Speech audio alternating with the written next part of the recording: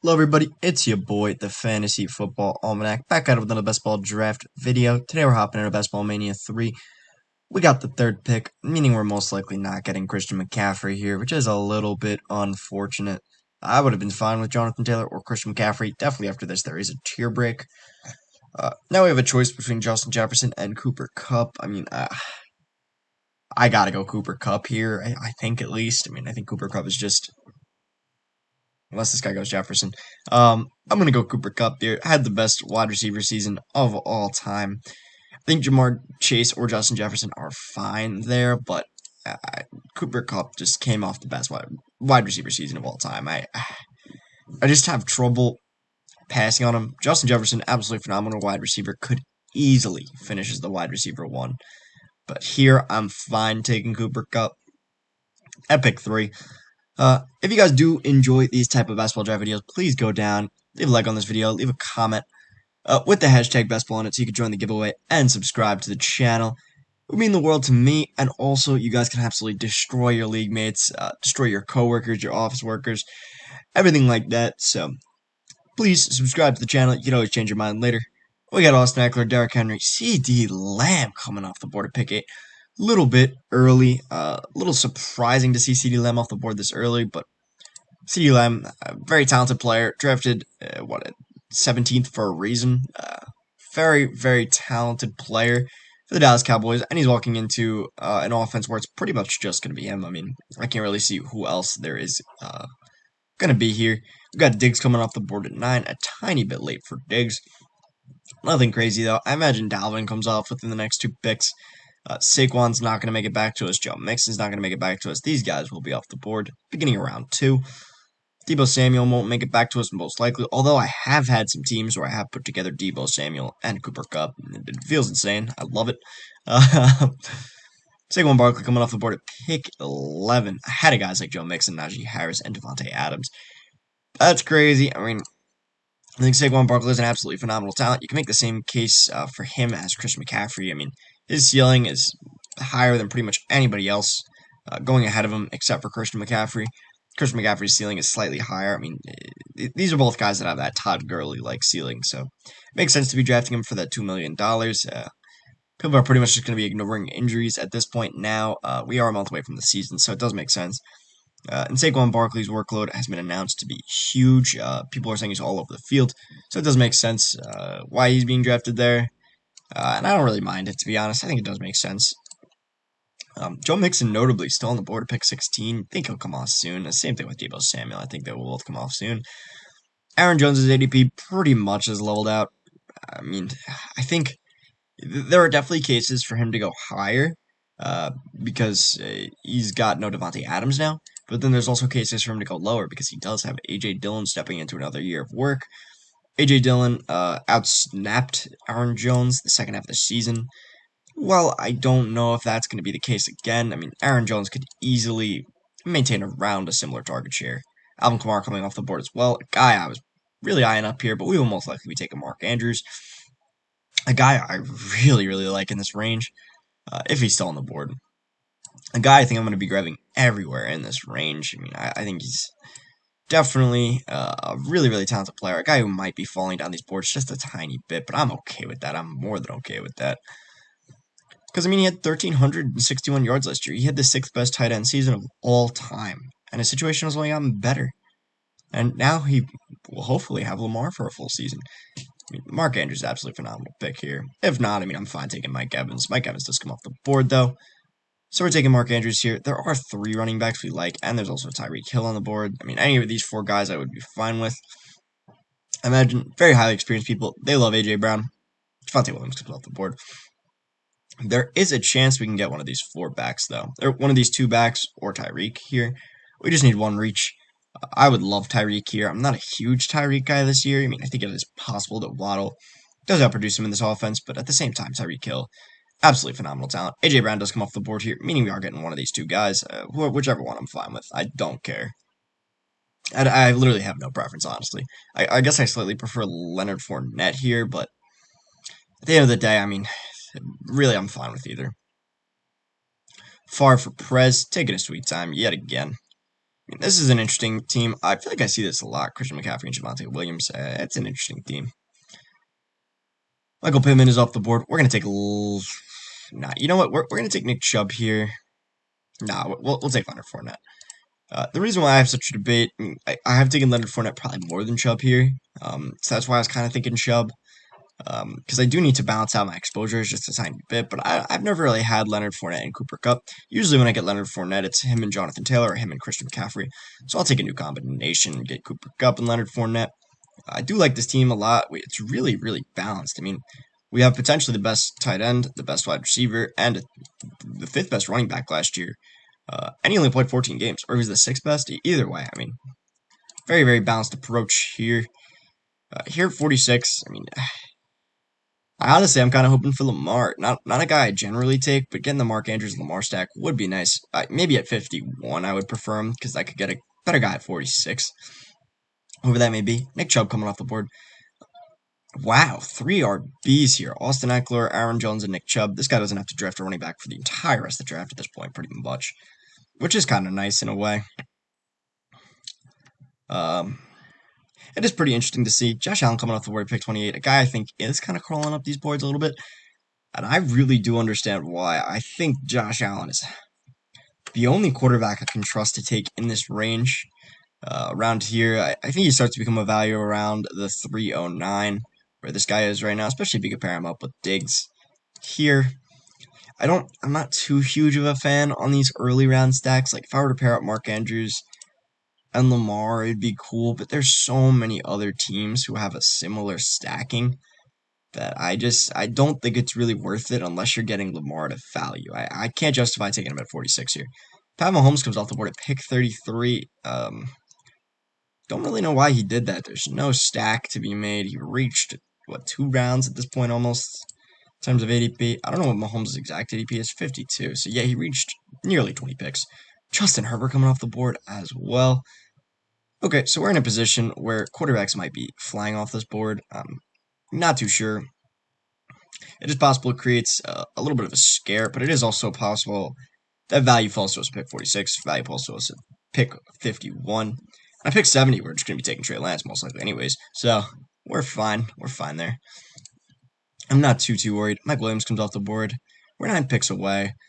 Hollywood would be awesome. Now with these 2 quarterbacks coming off the board, there is a higher chance Hollywood falls to us. Breece Hall could fall to us as well. Jerry Jeudy. I'm a little timid on Breece Hall now with the Zach Wilson injury, but I mean, realistically, how much stock can you put into that? It's 2 to 4 weeks. He will be missing some time. Might miss the first couple weeks of the season. Wow. Oh my, George Kittle off the board at pick 39. All right, this guy is throwing right here. NFC boy. NFC boy is 22. Thank you for your $5 donation. I think George Kittle is, interesting in a way, but how interesting can he really, really be at pick 39? Kittle, a phenomenal player here. Yes, of course, but pick 39, you could almost get him at pick 58. There's definitely potential you can get him at pick 58 here. Zeke coming off the board. We are in a really, really good position. James Conner still on the board. Oh my god. James Conner now off the board. There's really so many guys I like here. I really hope we can get Hollywood. I'm a huge Hollywood fan. We don't get Hollywood, but I would take Allen Robinson here as well. This guy's got 3 wide receivers here. Jamar Chase, T. Higgins, and Courtland Sutton. Pretty interesting team build. I would take A-Rob here. I don't own too much A-Rob, but on a team like this, I think it's very, very nice to have. Especially because we do have 2 Cooper. Actually, I don't know. We do have Cooper Kupp here. Either way, I can't be too mad here with who I get. Gabe Davis is off the board. We're going to take Allen Robinson, even though we do have Cooper Kupp. Allen Robinson's, we got him at a value here. And then there's still other guys I like, whether it be Lamar Jackson, Juju. Don't know if Deontay will make it back to us, but one of these guys, one of these type of players, I'd be fine with any of them. I think it would be nice to have Lamar just because we are getting a stack on some not huge value, but value's there. Let's see what Favre for president does. He elects to go Terry McLaurin here. Makes sense. We also do have Cam Akers on the board. Okay, there is a lot of guys we like here. Cam Akers is an interesting pick, but I think we have too many Rams at this point. Not a guy I'm really going to be taking here just because we already do have 2 Rams. But we will be taking Lamar here, most likely. I think our quarterback situation is pretty standard. We'll probably go Lamar and Stafford here. I think that's most likely what we'll do. If Lamar does get taken here, which is possible, we'll probably go Deontay. He goes Chris Godwin. We're going to take Lamar here. Not a guy I own too much of, but in this scenario, I do like it. We're getting Mark Andrews at a value, even though he's soon to probably not be a value. And then Lamar. I mean, I like this team a lot. I'm going to star up Stafford as well. This team's going to be filled with stacks here. There's going to be so many stacks. But we do have, I mean, this one guy just absolutely throwing away his money, taking these crazy players. But what I do like about this team a lot is the fact that we have probably the most well-rounded roster in the entire league. I mean, our roster is really, really strong. We don't have a single weakness here. Maybe our running backs are a little bit weak. We're going to be taking probably, I think it is possible Montgomery falls to pick 70. With the way James Conner fell to 42, with the way Cam Akers fell to 53, it's entirely possible we get a guy like that at 70. And if that happens, I mean, I would be ecstatic here. Montgomery's a guy who's been dropping. Dancy Johnson falling a little bit, pick 54 here. If not, I'm fine with A.J. Dillon, who I don't think will be on the board personally, but I mean, it's possible. Montgomery, Dillon, like these type of guys, I think I would be really, really happy with. I hate Miles Sanders this year. I don't know why people are always so high on Miles Sanders. Also, in training camp, he's looked awful. I mean, that's just a side note. But the fantasy community, 2 years ago, was when I first really started getting into fantasy, and everyone was hyping up Miles Sanders, and I mean, he was cool, he was awesome, but yeah, just I don't really get all the hype around him. We got our Smith coming off the board at pick 57. Oh my god, these guys are drafting back to back and are drafting absolutely wild. Rashad Bateman at least is a fine pick right there. Whoa. Irv Smith over Darren Waller. Holy crap. Okay, yep, these guys are throwing. They're throwing. Wow. Okay. If you guys do enjoy this content, though, this best ball type content, please go down, leave a like on this video, leave a comment, and subscribe to the channel. It really does help me out. Every subscriber, every comment, every like does mean the world to me. So please go down if you could do that to make my day. If not, totally fine. I understand. You guys got busy lives, everything like that. So no worries if you don't want to. But if you do, please. It would really make my day. We got Darnell Mooney coming off the board, pick 62. I mean, oh my god. Darnell Mooney, actually, that does make sense. I mean, he does usually fall to around 62 now. I mean, he's a guy who's been coming off at 62 pretty consistently. Montgomery off the board as well. I mean, I personally love Dillon and Cooper. That's just me. Elijah Moore, a guy who's been absolutely feasting this year in training camp. I think it is possible he does ascend to be that wide receiver 1. I think he's a decent value. Not where he's going right now. I think it is a little tough. Just because it is the Jets, their schedule is so tough, and Zach Wilson hasn't really been able to prove himself yet at this point. Trey Lance coming off the board here, which is good because we did reach on Lamar a tiny bit, but somehow Kyler Murray's still on the board. I mean, that's a little surprising. We might go Kyler Murray here and just have 2 insane quarterbacks, which is nice, and just deck out our roster here. So, depending on who falls to us, I mean, these guys both have 0 quarterbacks. This guy's got 2, though. Josh Allen. Oh my god, he reached on Kirk Cousins? What the heck is going on? How did I miss that? What the hell is going on here? A.J. Dillon comes off the board. Joe Burrow comes off the board. Does this guy reach again? Take a third crazy QB here? We shall see. We got 2 EMs coming off the board back to back, pretty much here. Elijah Mitchell and Elijah Moore. But I like a lot of these guys. I mean, I'm even fine taking Lazard here, so I'm not really too worried. I think we will go Kyler Murray just because of the value we're getting here. There's possible some of these guys are going pretty crazy with QBs. So I think it's probably the smartest thing to do. This guy goes Tom Brady. We're gonna take Kyler Murray here. Just make sure we get a value. Although, I mean, Stafford was probably the pick in terms of the fact that we do have a lot of stacks. Kyler Murray was the pick in terms of value, 100%. So now I'm pretty torn between going Amari Cooper and Lazard here. I think for this team, I'm gonna go Lazard, just because I like Lazard. I also do think Amari Cooper will be off the board, and I really, really like Lazard. I think Lazard, one of the biggest values, even here in all of fantasy. So Dalton Schultz comes off the board. I do love Amari Cooper, though. I mean, I do think Amari Cooper is a pretty dominant football player. Chris Olave. Dude, this draft has been one of the craziest drafts I've ever seen in my entire life. But I'm fine. I will gladly take it. We do need to figure out a running back situation, though, like pretty badly. We're going to need a good running back at 94 or 99. Uh, Elijah Mitchell could have been a good pick. We do see guys like Elijah Mitchell falling. I mean, it's pick 77 almost, and Elijah Mitchell's still on the board. Uh, Elijah Mitchell finally does come off, but that does give us the opportunity to potentially get some value falling to us, whether it be Chase Edmonds. Oh my God! When did somebody say Kareem Hunt? What the hell kind of crazy whack ass draft is this? Kareem Hunt comes off the draft at 64. Oh my God! This is an absolutely whacked up draft. But we can get Tony Pollard. I'm not touching Antonio Gibson anymore. I know I was saying he was a value at this point, but he's not. He's just not. I mean, he looked so bad in his first preseason game.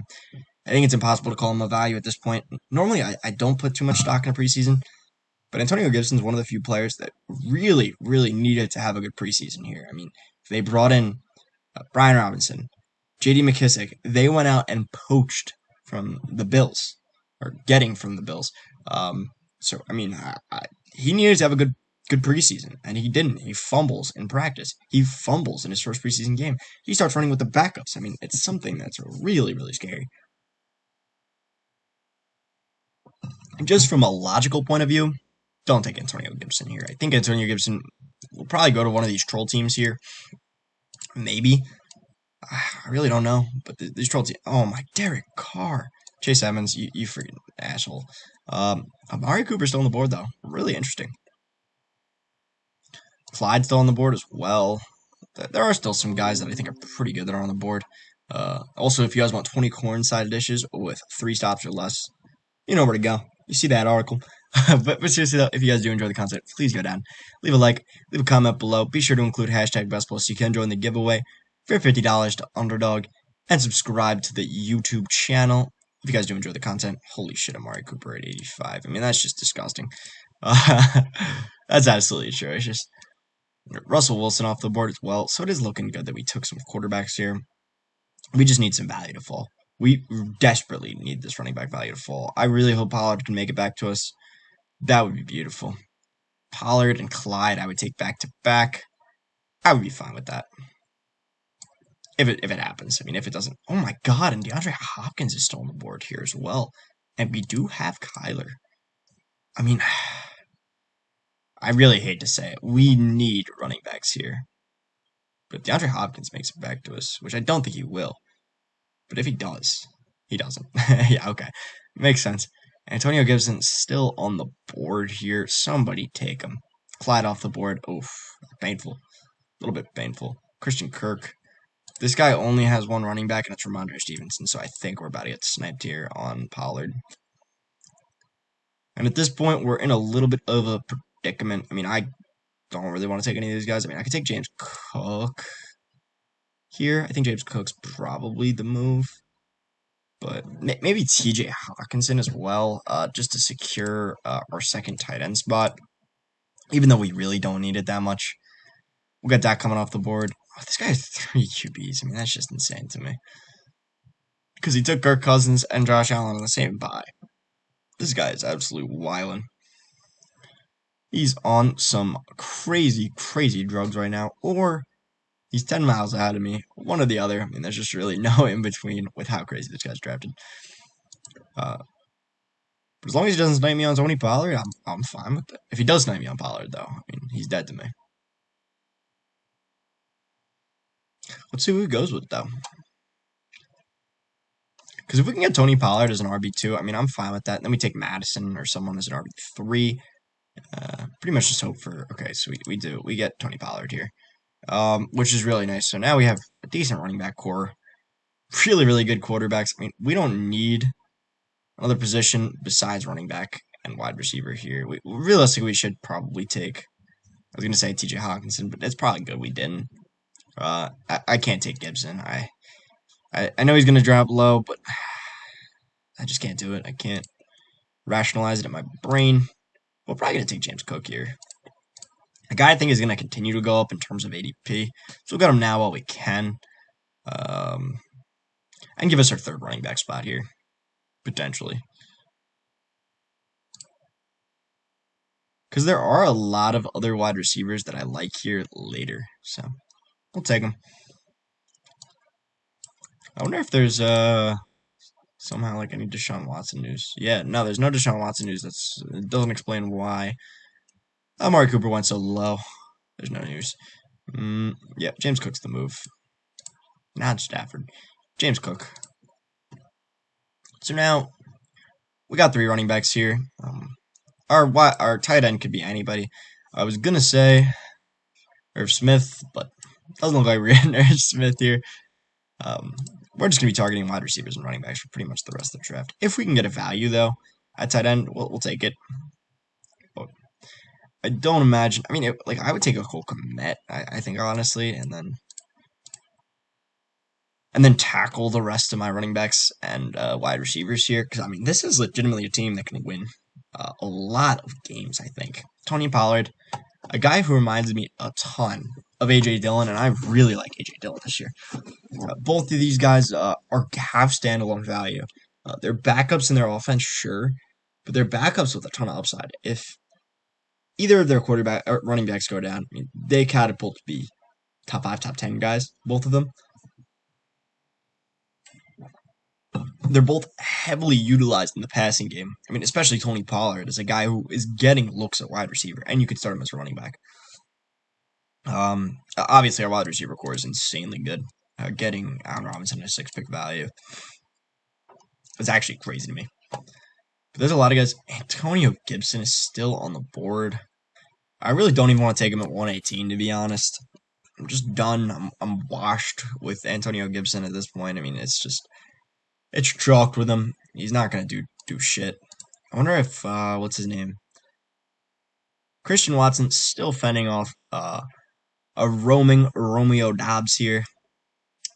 Let me know down in the comments below what you guys think about this situation. Whether you think Christian Watson will eventually be passed in ADP by Romeo Doubs. Right now, they've pretty much hit parallel at this point. They're like exactly the same. So it is. I mean, we'll see, I guess. But either way, it is possible though.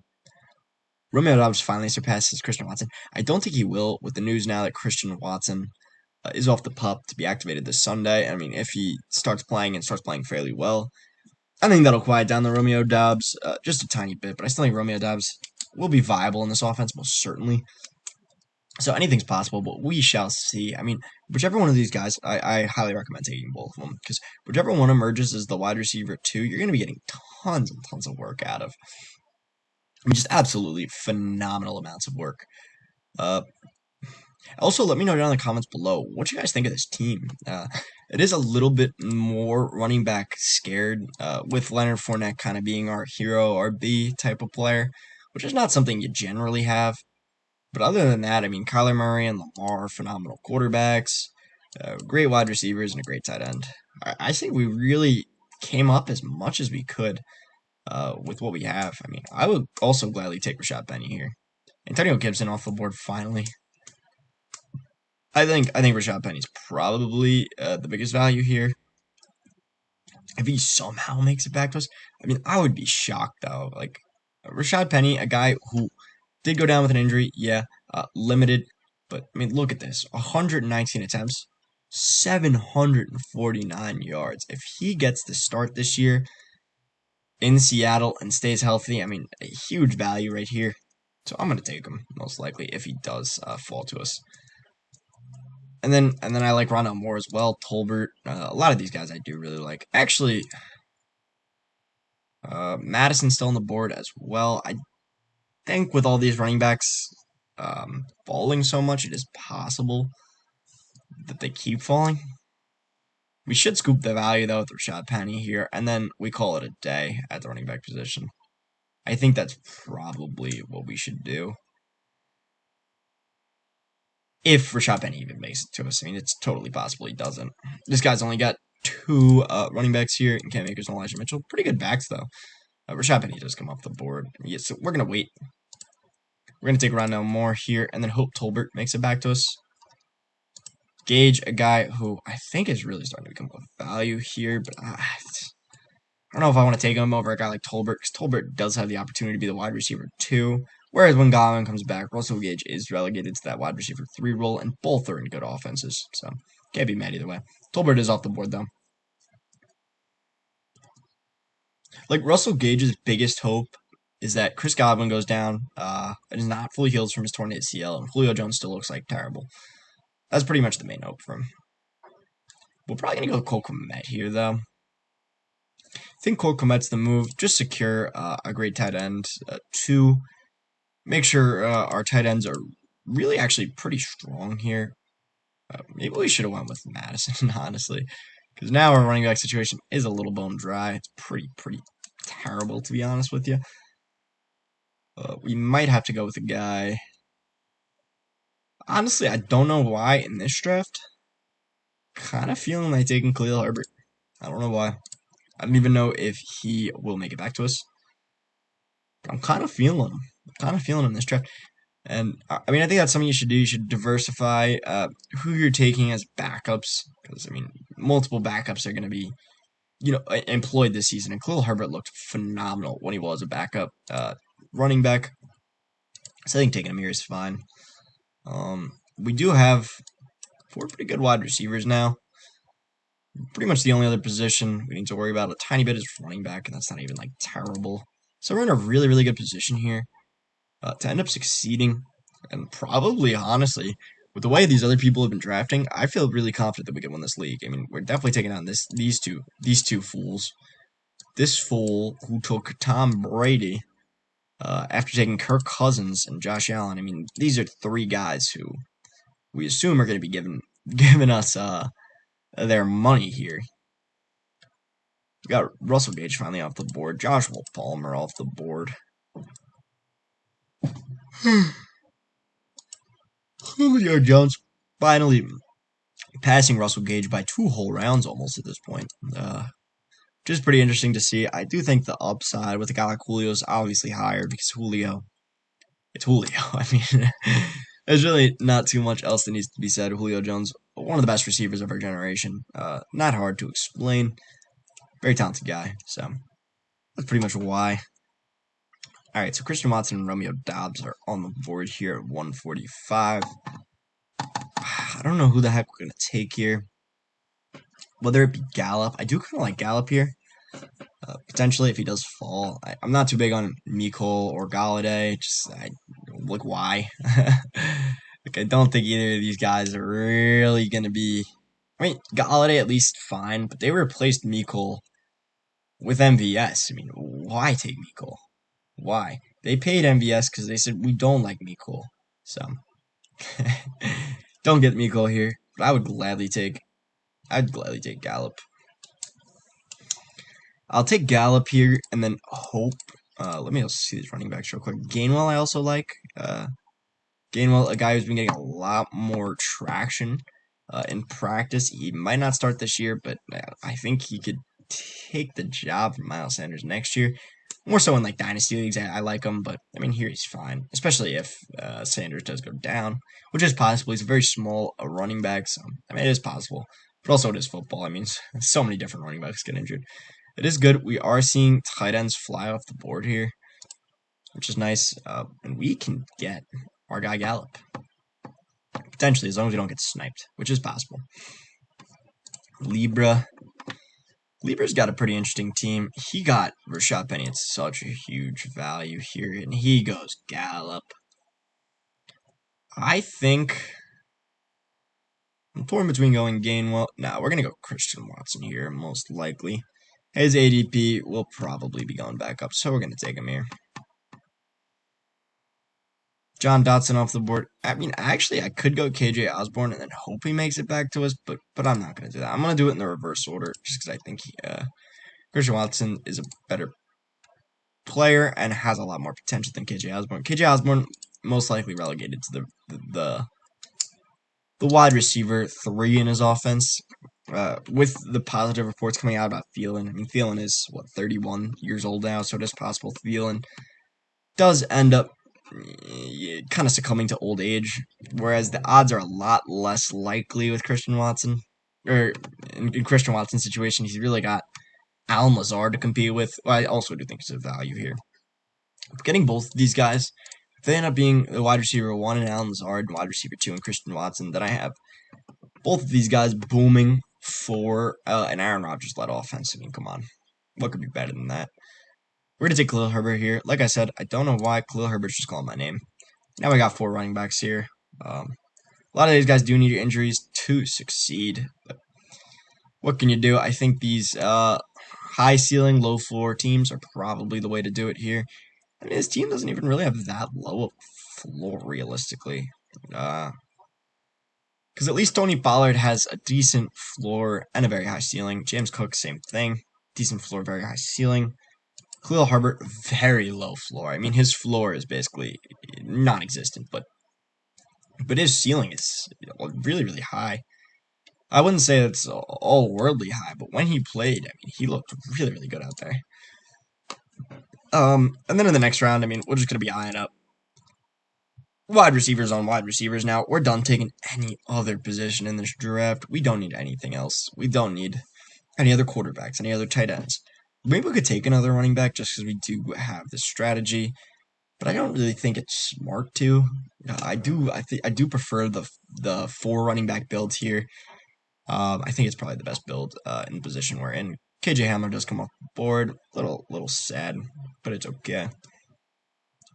Wandale I'll take. I like Nico. I mean, at this point, I would take Galladay here just because he's still on the board. If he does make it back to us, man, that's just too much of a value to pass on, in my opinion, personally. These guys have kind of, I mean, AJ Green's an absolutely terrible pick. AJ Green at 112, I mean, what the heck?